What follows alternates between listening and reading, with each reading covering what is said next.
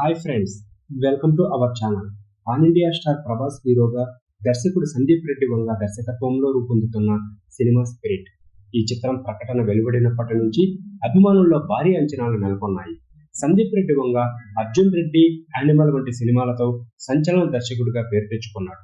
ఇప్పుడు ప్రభాస్తో కలిసి spirit cinema తీస్తుండటంతో ఈ కాంబినేషన్ పై అంచనాలు నెలకొన్నాయి. అయితే స్పిరిట్ సినిమాకు ప్రభాస్ బిగ్ షాక్ ఇచ్చాడు.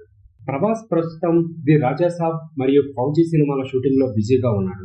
ది రాజాసాబ్ దర్శకుడు మారుతి హారర్ కామెడీ జానర్ లో రూపొందిస్తుండగా, ఫౌజీ సినిమాను అను రాఘవపూడి దేశభక్తి నేపథ్యంలో చారిత్రక డ్రామాగా తెరకెక్కిస్తున్నాడు. ఈ రెండు సినిమాల షూటింగ్ పూర్తయిన తర్వాతే స్పిరిట్ సినిమా సెట్స్ కు వెళ్తుందని భావించారు అభిమానులు.